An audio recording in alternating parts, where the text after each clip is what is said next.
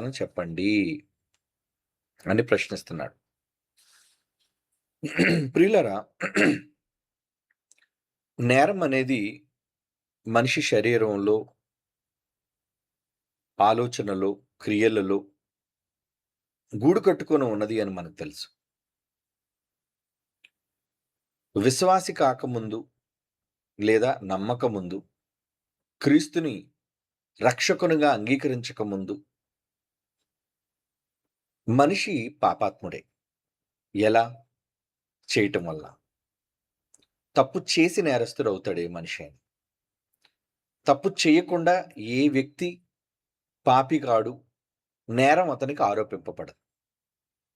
కనుక చేసే సమయంలో ఆ నేరాన్ని తాను తెలిసి చేస్తున్నాడా, తెలియక చేస్తున్నాడా అనేది ఆలోచించగలిగితే, తెలిసి చేస్తే శిక్ష, తెలియక చేస్తే శిక్షలో కొంత భాగం తగ్గి క్షమకు అవకాశం ఉంటుంది అని దేవుడు కూడా రాయించాడు బైబిల్‌లో. తెలిసి చేసిన దానికి, తెలియక చేసిన దానికి తగిలే దెబ్బలు ఎలా ఉంటాయో అన్నది దేవుడు ఈ గ్రంథంలో రాయించారు. అయితే అడిగిన ఈ సుదీర్ఘమైన ప్రశ్నలో ఆమె సోదరే కావచ్చు, లేదా మరొక సోదరుడైనా కావచ్చు, చేసిన నేరానికి శిక్ష లేదా క్షమ, ఈ 2 ఎలా వర్తిస్తాయి? ఏ కాలంలో ఎలా వాళ్ళకి ఆపాదించబడతాయి అన్నది మనం ఆలోచించగలిగితే, రక్షణకు ముందు, రక్షణ తరువాత ఈ రెండిటిని జ్ఞాపకం చేసుకోవాలి. ఎందుకంటే రక్షింపబడిన వారికి దేవుడు క్షమను అనుగ్రహించాడు గనుక వారు పూర్వపు పాపముల నుంచి విముక్తి పొందినవారు. అంటే బాప్తిస్మము ద్వారా వారి పాపములను కడుగుకున్నారు అని అర్థం. అంటే యేసుక్రీస్తును స్వరక్షకుడుగా అంగీకరించటం వలన వాళ్ళు చేసిన మానసికమైన, శారీరకమైన ఎటువంటి నేరాలైనా వాటికి క్షమ దొరుకుతుంది. చివరకు హంతకుడైనా సరే. కానీ ఆ క్షమ ఎప్పుడు?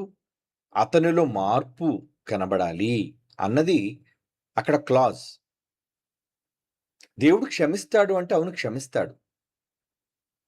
క్షమించిన నేరం మరలా తిరిగి నీ జీవితంలో చేసుకుంటూ పోతే అది ఎలా క్షమింపబడుతుంది? ప్రభువుని నమ్మకముందు నేరస్తుడిగా నువ్వు ఉన్నప్పుడు హత్య చేశావు. ప్రభువుని నమ్మాక మరలా హత్యలు చేయడానికి ముందడుగు వేస్తే ఇంకా పాపానికి పరిహారం ఎలా ఉంటుంది చెప్పండి? కనుక ఏ పాపానికి పరిహారం దొరుకుతుంది? ఏ పాపానికి ఇక బలి ఉండదు? వీటన్నిటిని గూర్చి బైబిల్ సవివరంగా చెప్పింది. కనుక వాటికి సంబంధించి మనం ఏ కోవకు చెందిన వారంగా ఉంటున్నాము అన్నది బైబిల్‌ని బట్టి మనం ప్రశ్నించాలి. మనుషులు క్షమించటం, క్షమించకపోవటం బట్టి కాదు. మనం ఎవరినైనా క్షమాపణ వేడినప్పుడు వాళ్ళు క్షమిస్తే సరి. ఒకవేళ వాళ్ళు కఠినులై క్షమించకపోయినా దేవుని చేత మాత్రం క్షమించబడతాం. ఇది గమనించాలి. కనుక తప్పు చేశాము కదా అని పదే పదే ఆ తప్పును గూర్చి ఆలోచిస్తూ దేవుని కొరకు చేయవలసిన పనుల విషయంలో ఒకవేళ వెనకబడి ఉంటే అదే పెద్ద నేరం. దేవుడు నిన్ను రక్షించింది, నీ పాపాల నుంచి నీకు విముక్తిని అనుగ్రహించింది నువ్వు తన పని చెయ్యాలి అని. నీవు రక్షింపబడి ఆయన పని చెయ్యనప్పుడు అది కూడా పాపమే. ఎందుకంటే విశ్వాస మూలమున కానిది ఏదో అన్నాడు. చూస్తారా మాట? పౌలు గారు రాస్తూ మరి కొరింథీయులకు రాసిన మొదటి పత్రిక అనుకుంటాను, చూద్దాం. కొరింథీయులకు రాసిన మొదటి పత్రిక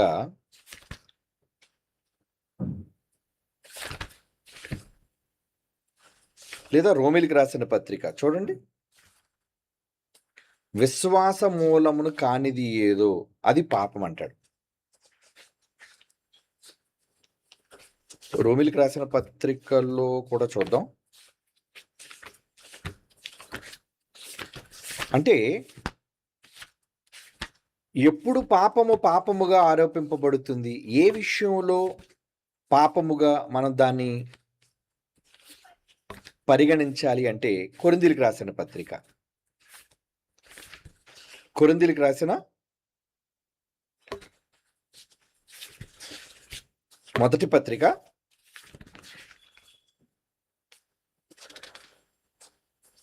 చెప్పండి. దొరకలేదా? క్షమించండి. Okay, thank you. రోమపత్రిక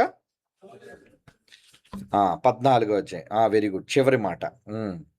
14వ అధ్యాయం 23వ వచనం. ఓకే, రోమపత్రిక 14వ అధ్యాయం 23వ వచనం. ఆఖరి మాట చూడండి. విశ్వాస మూలము కానిది ఏదో అది పాపము అంటున్నాడు. చూడండి, విశ్వాస మూలం కాకపోవడం ఏంటి అంటే, నీ నమ్మికకు ఒక మూలం ఉంది. ఏంటది?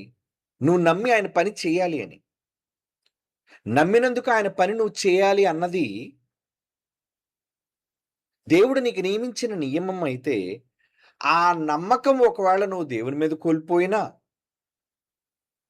దేవుడు నన్ను రక్షించటం లేదు, క్షమించటం లేదు అని ఒకవేళ నువ్వు అనుకున్నా, దేవుని మీద నీకు విశ్వాసము సన్నగిల్లినా, ఆ విశ్వాస మూలము కానిది ఏదో అంటే అపనమ్మిక ఎప్పుడు ఏ క్షణంలో నీకు కలిగినా అది పాపమే అంటున్నాడు. చూడండి, ఎందుకు దేవుణ్ణి నమ్మలేకపోతున్నారు? ఏమండి, నిన్ను రక్షించలేడనా, క్షమించలేడనా? కనుక విశ్వాస మూలము కానిది కూడా పాపమే. మరి క్రీస్తుని ఏమని నమ్మి మీరు ఆ క్రైస్తవ్యులకు వచ్చారు? ఏమండి, క్షమించబడతారు అని, క్షమ మీకు దొరుకుతుంది అని, మనిషి చేసిన నేరాలకు పరిహారం క్రీస్తు రక్తము మాత్రమే అని. అంతే కదా? పాపము పోవాలి అంటే దేని చేత కడగాలి? నీళ్ళ కాదు, నీళ్లు కడగవు. మరి ఏది కడుగుతుంది? మరొక బలి. అంటే మనకు విధించబడవలసిన శిక్ష వేరొకరు అనుభవించాలి. ఎందుకంటే శిక్షే. కనుక మనం చేసిన అపరాధాలకి ఎవరు బలి అయ్యారు? యేసుక్రీస్తు బలి అయ్యారు. అవునా? యేసుక్రీస్తు వారు బలి అయ్యారు కనుక మనకి క్షమ దొరికింది అని అర్థం. మరి అలాంటప్పుడు యేసుక్రీస్తు వారు నువ్వు చేసిన భవిష్యత్తులో చేయబోయే, మనుషులు చేయబోయే, ఆయన నమ్మిన వాళ్ళు చేయబోయే వాటన్నిటి నిమిత్తము ఒక్కసారి ఆయన బలిగా అర్పించబడ్డాడు. ఒక్కసారే బలి, ఒక్కసారి జరిగింది. మరి ఆ బలిని నువ్వు నమ్మట్లేదా అంటే నీకు విశ్వాసం లేదనమాట. మరి విశ్వాసం లేకపోతే పాపమే. నువ్వు చేసిన తప్పును గురించి పదే పదే జ్ఞాపకం చేసుకొని పాపిని అని అనుకోవడం ఎంత పాపమో, దేవునిని నువ్వు నమ్మకపోవటం కూడా అది కూడా పాపమే అంటుంది. కనుక అన్ని పాపాలే. అబద్ధం మొదలుకొని, ఏమండి, కోపం మొదలుకొని, నరహత్య వరకు ఎన్నో లెక్కలేనని పాపాలు ఉన్నాయి మనుషులు చేసేవి. మరి అవన్నీ కూడా అప్లై అవుతాయంటే అవును, అవన్నీ కూడా మనుషులకు ఆపాదించబడుతున్నాయి. మరి వాటి నుంచి పరిహారం పొందాలి అంటే నమ్మాలి. దేన్ని నమ్మాలి? దేవుని మాటను నమ్మాలి, క్రీస్తును నమ్మాలి, బైబిల్ని నమ్మాలి. అప్పుడు నీకు విమోచన, అప్పుడు నీకు రక్షణ. ఏమండి, కనుక చేసిన అపరాధాలను గూర్చి పదే పదే ఆలోచించి, అంటే దానినే స్మరిస్తూ చేయవలసిన పనులను అశ్రద్ధగా చేయటం కూడా ఇంకా పెద్ద నేరం. నిన్ను క్షమించింది ఆయన పని చెయ్యాలి అని. మీరు క్షమాపణ పొందింది ఆయన పనులను పూర్తి చేయాలని. మరి ఈ క్షమాపణ పొంది ఆ పనులు పూర్తి చేయకపోతే నేరమే కదా? అప్పగింపబడిన బాధ్యతలను, విధులను మీరు నిర్వహించకపోతే యెస్, అవన్నీ కూడా నేరాలు కిందే పరిగణించబడతాయి. అవునా? అయితే విశ్వాసులుగా మారిన తరువాత నేరస్తులు కారా అంటే అవును, అప్పుడు కూడా నేరస్తులే. మనిషి ఎప్పుడు ఊహ తెలిసినప్పటి నుంచి మనిషి నేరస్తుడే.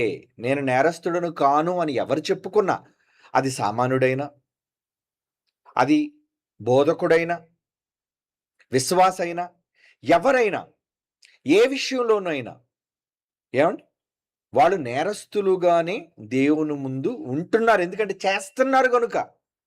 ఊహ తెలిసి మనం నేరాలు చేయటం లేదా? చేస్తున్నాం.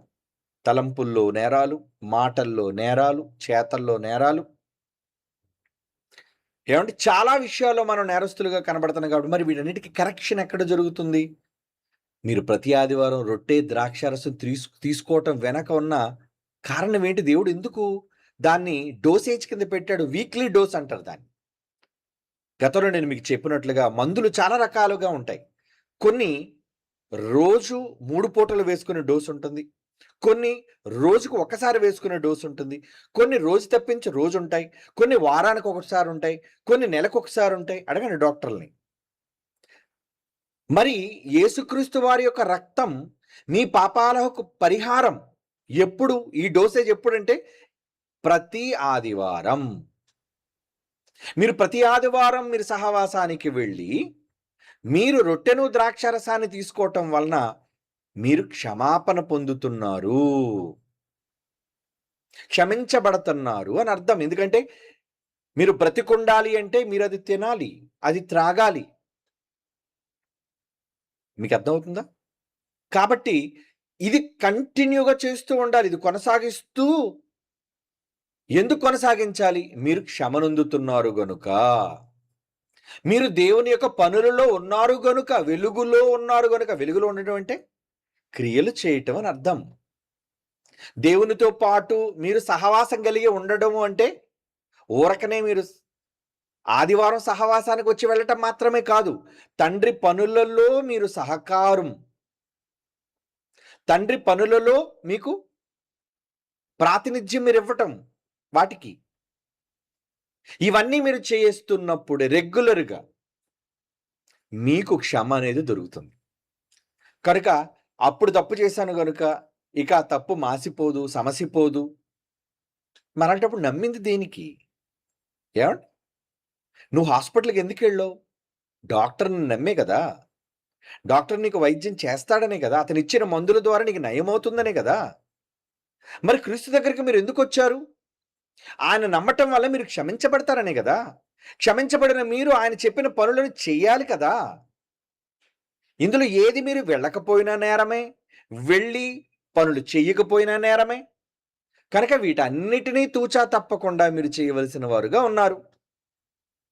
మరి వాటిని మర్చిపోయి, ఏవేవో మీ మనసుల్లో పెట్టుకొని, క్షమాపణ లేదు మాకింకా అని అనుకుంటే ఎలా? ఇశ్రాయేలీయులు ఎలాంటి వాళ్ళనుకున్నారు? చాలా ఘోరమైన వాళ్ళు. వాళ్ళు చేసిన అకృత్యాలు, వాళ్ళు చేసిన దారుణాలు చివరకు దేవుని మీదే వాళ్ళు తిరుగుబాటు చేసిన వాళ్ళు. దేవునినే కాదనుకోని బ్రతికిన ప్రజలు వాళ్ళు. మరి అలాంటి వాళ్ళ కోసం ఏమన్నాడు తెలుసా దేవుడు? నేను వారి దోషముల విషయమై దయ కలిగి ఏమంట ఏమంటున్నాడు తెలుసా? చూడండి ఒకసారి హెబ్రీయులకు రాసిన పత్రిక. దేవుడు వాళ్ళ కోసం ఏమని అన్ని తెలిసి కూడా ఆయన ఏమని రాశారో చూడండి. హెబ్రీయులకు రాసిన పత్రిక 8వ అధ్యాయం 12వ వచనం చూడండి. హెబ్రీ పత్రిక 8వ అధ్యాయం 12వ వచనం, నేను వారి దోషముల విషయమై దయ కలిగి వారి పాపములను ఇక్కడ ఎన్నడూను జ్ఞాపకము చేసుకొనని ప్రభు సెలవిచ్చుచున్నాడు. ఎన్నడూ జ్ఞాపకం చేసుకోకుండా ఎందుకు ఉండాలంటే నువ్వు ఎప్పుడూ పాపివే గనుక. నమ్మి ఆయన సన్నిధిలోకి వచ్చినా నువ్వు పాపివే కనుక. ఇక్కడ మీరు కూర్చున్నారా? మీలో ఎప్పటికీ ఇంకా పాపాలు చేస్తున్న వాళ్ళు, మానసికంగా ఉన్నవాళ్ళు మీలో చాలా మంది ఉన్నారు. అంటే ఇక్కడ ఉన్న మీ తలంపుల్లో ఏవో తిరుగుతుంటాయి. రాని వాళ్ళు వదిలేయండి, వాళ్ళు తప్పిపోయిన వాళ్ళు. వచ్చిన వాళ్ళు మాత్రం స్టాండర్డ్‌గా ఉన్నారా? వచ్చి కూడా ఇక్కడ ఏవో ఆలోచించేవాళ్ళు, ఎవరి మీద కోపాలు పెట్టుకునేవాళ్ళు, ఎవరినో ద్వేషించేవాళ్ళు లేరా? పక్షపాతం చూపించేవాళ్ళు లేరా? మీలోనే ఉన్నారు చాలామంది. ఏమంటే వ్యక్తులంటే పక్షపాతం, వ్యక్తులంటే ద్వేషం. మరి మీరు పాపులుగా ఏమవుతారు చెప్పండి? అంటే ఇక్కడికి వచ్చి ఆయన సన్నిధిలో కూడా మీరు పాపులుగా కూర్చున్నారు అంటే మరి మీకు క్షమాపణ లేదనా? ఉంది. ఎప్పుడు? మీరు మీ తప్పులను ఒప్పుకోవాలి. సామెతల గ్రంథంలో దేవుడు ఏమన్నాడు చూడండి. 28వ అధ్యాయం సామెతల గ్రంథం 13వ వచనం. సామెతల గ్రంథం 28వ అధ్యాయం 13వ వచనం చూడండి ఏమంటున్నాడు అక్కడ. మన దోషముల విషయమై అతిక్రమముల విషయమై ఆయన ఏమని దేవుడు ముందుగా వ్రాయించాడు చూడండి. అతిక్రమములను దాచిపెట్టువాడు మీ అతిక్రమములు మనం చేసే పాపాలు ఉన్నాయా? అతిక్రమములను దాచిపెట్టువాడు వాడు వర్ధిల్లడు నా విషయంలో. వాటిని ఒప్పుకొని నా దగ్గరకు వచ్చి నాయనా నేను తప్పు చేశాను తండ్రి అని ఒప్పుకొని విడిచిపెట్టువాడు అన్నాడు చూడండి. కనికరం. ఏమిటి భారతదేశ చట్టం కూడా నిజంగా సరెండర్ అయిపోతే తప్పును ఒప్పుకుంటే శిక్ష తగ్గిస్తుంది తెలుసా మీకు ఇండియన్ లా? ఎందుకు? ఏమండి తప్పును ఒప్పుకున్నావు కదా, ఏమన్నారు?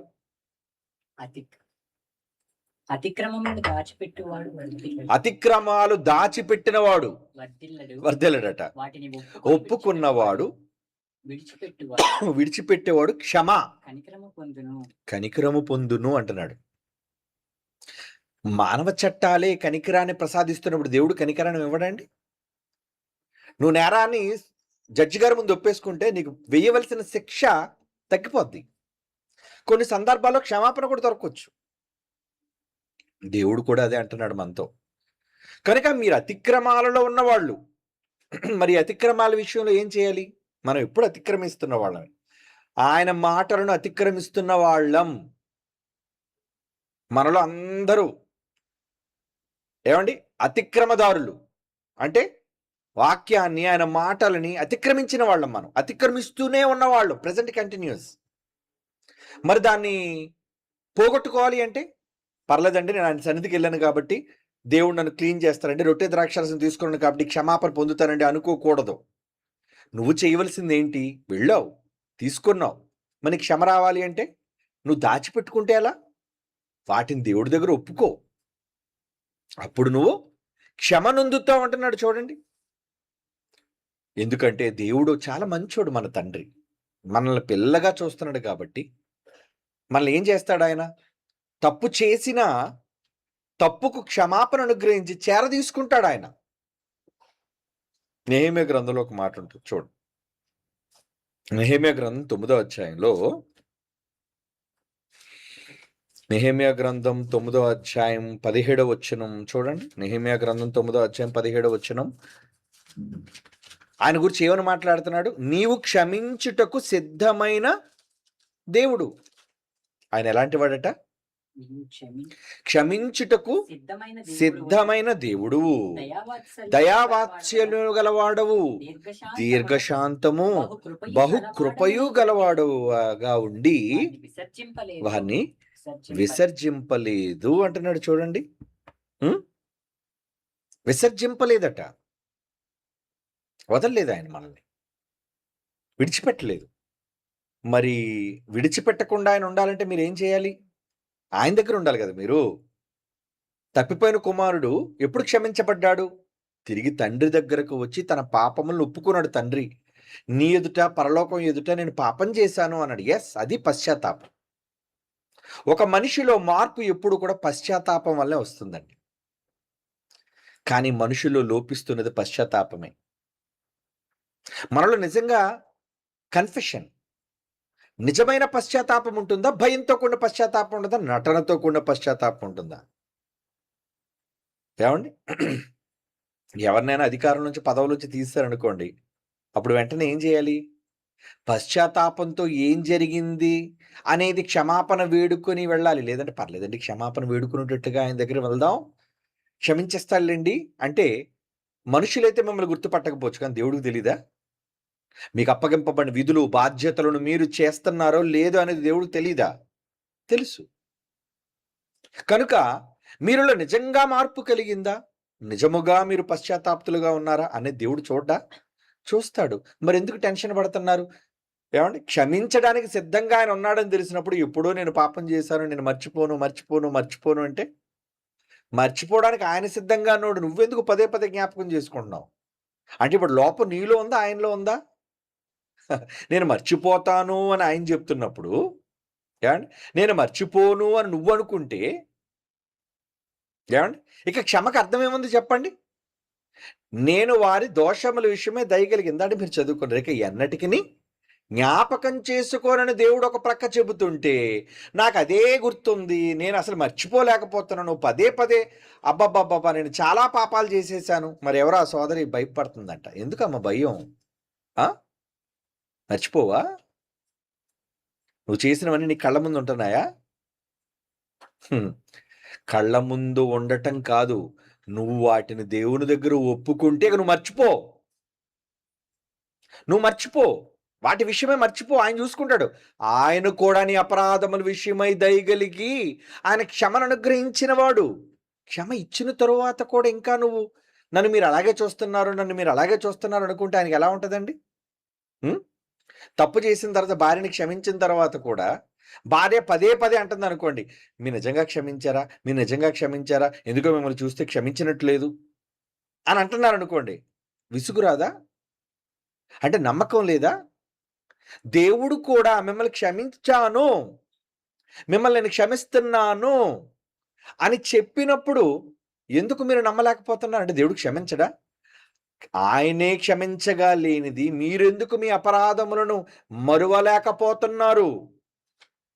మర్చిపోలేకపోతున్నారా? మరుపు మానవ సహజం అన్నారు కదా! మరెందుకు నీకు మరుపు రావట్లేదు? కనుక వద్దమ్మా మర్చిపో. మర్చిపో. దేవుడిని మర్చిపోవడం కాదు. నీ అపరాధములు మర్చిపో. నీ గత జీవితాన్ని మర్చిపో. స్త్రీ అయినా, పురుషుడైనా మనమంతా గతంలో ఎలా ఉన్నాము అన్నది వదిలేయండి. కొంతమంది పదే పదే గతాన్ని తవ్వుతుంటారు. గతాన్ని తవ్వడం అంటే మీరప్పుడు అలా కదా! మీరప్పుడు ఇలా కదా! మీరప్పుడు అలా చేశారు గదా! మీరిలా చేశారు గదా! అంటే ఎలా చేస్తే నీకేంటి? ఆ? అవును చేసిన వాళ్ళే. గతంలో ఎలాగో చేసిన వాళ్ళు. అయితే గతంలో చేసిన దాన్ని పదే పదే ఎందుకు ఎత్తి చూపుతున్నారు? ఎత్తి చూపుతున్నారంటే ఏంటన్నమాట? నీకు క్షమా హృదయం లేదు. దేవుడే క్షమించగలిగింది నీ మనసులో క్షమాపణ రావటం లేదు అంటే నువ్వు ఎంత కఠినుడివి. అంటే దేవుని కంటే కఠినులు అనమాట వీళ్ళు. ఉన్నారండి మనుషులు అలాంటోళ్ళు.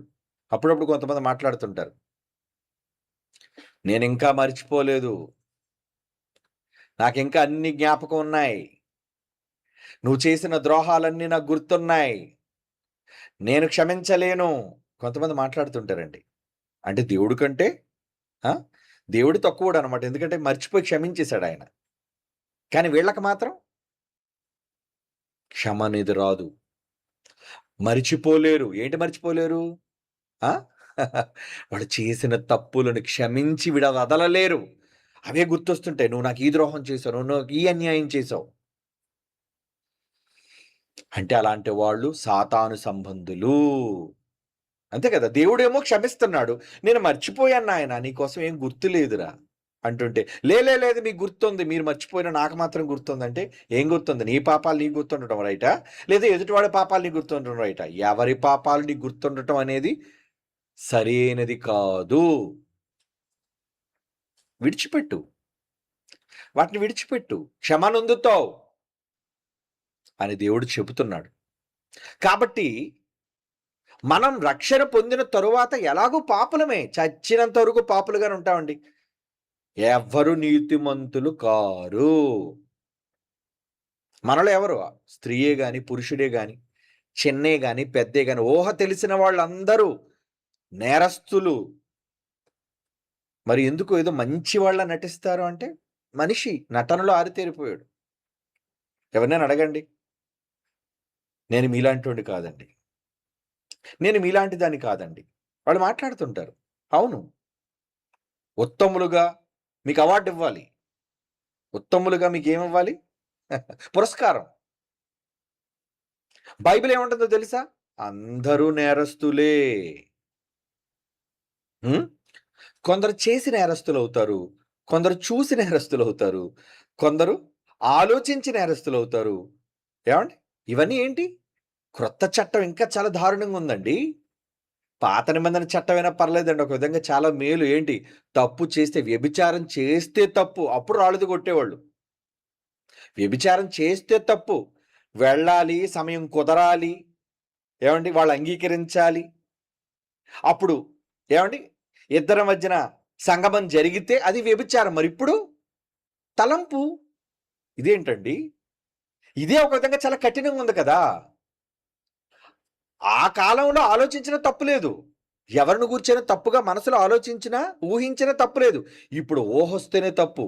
మరంటే మన ఊహల్లో ఎన్ని తలంపులు లేవు. దేవుడేమన్నాడు? "అరేయ్! మనుష్యులలోని ఊహ అంతా ఎప్పటినుంచి చెడ్డదట? బాల్యము నుంచి చెడ్డది." బాల్యం అంటే నీకు ఊహ తెలిసినప్పటి నుంచి. బాల్యం అంటే చిన్నప్పుడు ఒళ్ళో ఉన్న పిల్లలని కాదు అక్కడ అర్థం. నువ్వు ఎదిగి లోకాన్ని అర్థం చేసుకుంటుంటావే, అప్పటి నుంచి నీకు ఊహ తెలిసినప్పటి నుంచి నీ ఊహ అంతా చెడ్డది. కాబట్టి నేను మంచివాడిని, మంచిదాన్ని అని ఎవ్వరు మీరు మీకుగా ప్రక్క వాళ్ళతో గాని, మీకు మీరుగా గాని చెప్పుకోవద్దు. అందుకే ఎవరు ఎవరిని అనడానికి సరిపోరండి. ఎవరు ఎవరిని వేలెత్తి చూపించడానికి సరిపోరండి. బైబిల్ అదే చెప్పింది. అవునా? అసలు నువ్వు ఎదుటి వ్యక్తిని నువ్వు నేరస్తుడని చెప్పలేవు. తీర్పు తీర్చకూడదు అని ఎందుకన్నాడు?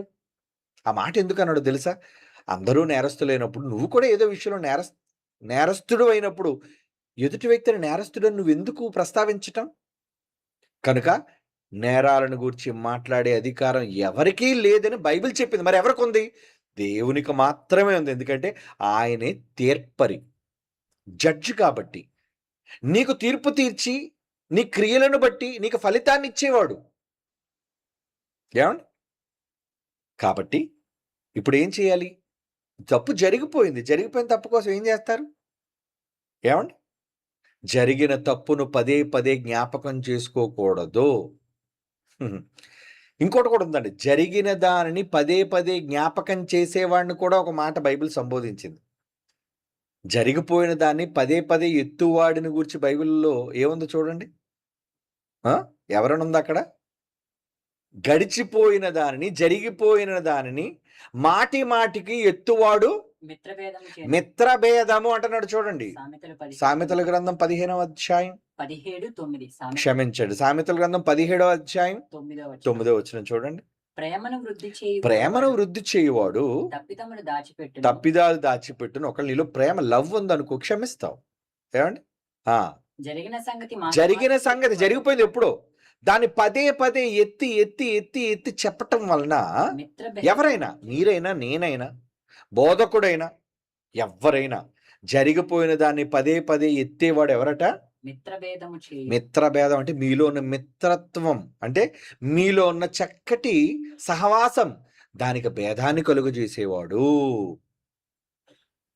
కనుక ఇలాంటి మిత్రద్రోహులుంటారు జాగ్రత్త. మిత్రభేదాన్ని కలుగజేసేవాళ్ళుంటారు జాగ్రత్త. పదే పదే జరిగిపోయిన వాటిని గురించి ఎవరెత్తినా వాళ్ళు మిత్రభేదం అంటున్నాడు చూడండి. మరి నీ పాపాల కోసం నువ్వెత్తుకున్నా? నేను పాపిని, నేను పాపిని, పాపిని. ఇంకెందుకు పాపి? జ్వరం తగ్గిపోయింది గదా! ఏవండీ? ఇంకా నేను పేషెంట్‌ని, పేషెంట్‌ని, పేషెంట్‌ని అనుకుంటావా నువ్వు? ఆ! అదెంత మూర్ఖత్వం. హాస్పిటల్‌లో ఉన్నప్పుడు నువ్వు పేషెంట్‌వి. డిశ్చార్జ్ అయిపోయి ఇంటికొచ్చేసావు. Now you are all right. నువ్వు చాలా ఆరోగ్యంగా ఉన్నావు. లేదండి ఏదైనా సరే నేనింకా రోగినేనండి. మానసికంగా రోగువని కుళ్ళి ఇబ్బంది పడే కంటే, నేను ఆరోగ్యంగా ఉన్నాను అని మానసికంగా ఏవండీ వికాసం పొందడం అనేది గొప్పది. మరి అలాగే ఎందుకు ఉండలేకపోతున్నారు? ఉండడానికి ప్రయత్నం చేయండి. ఓకేనా? God bless you. తర్వాత ప్రశ్న.